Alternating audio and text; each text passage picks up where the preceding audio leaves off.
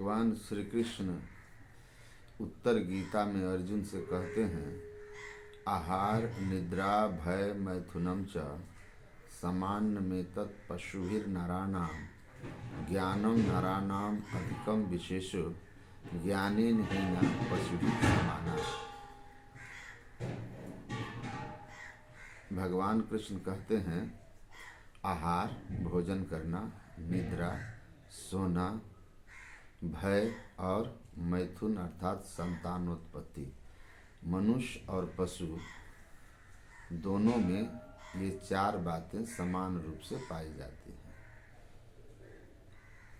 मनुष्य पशु से तब विशेष होता है जब उसमें ज्ञान आता है।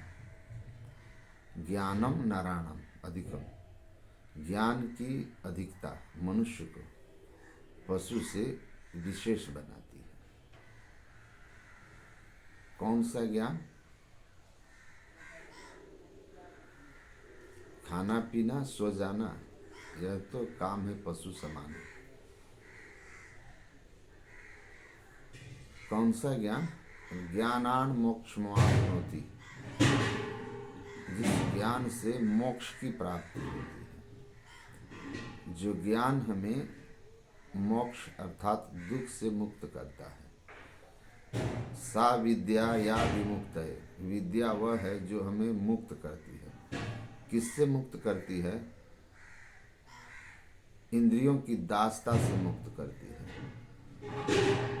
विषय लोलुपता से मुक्त करती है, व्यसनों से मुक्त करती है, काम क्रोध लोभ मोह मद मात्सर्य ईर्ष्या द्वेष आदि विकारों से मुक्त करती है,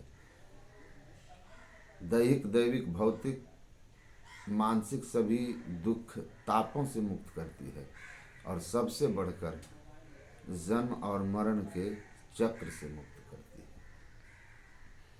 जब हम ईश्वर भक्ति के सच्चे स्वरूप को जान लेते हैं और साधना करते हैं, तो साधना करते हुए चित्तवृत्ति के पूर्ण सिमटाव में हम आत्म सुख की ओर होते हैं, और उस आत्म सुख की प्राप्ति हमें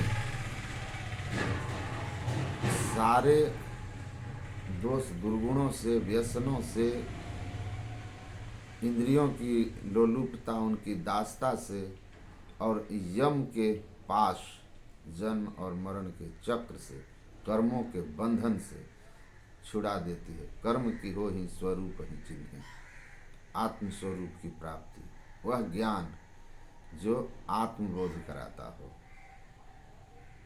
वह ज्ञान, वही विद्या है, वही ज्ञान है। जब वह ज्ञान आता है अर्थात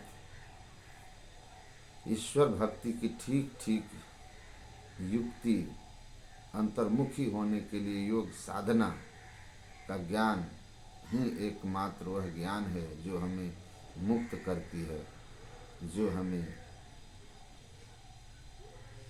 प्राप्त हो जाने पर हम मनुष्य से, हम पशु से मनुष्य बनते हैं और मानवीय जीवन का सुख लेते हैं।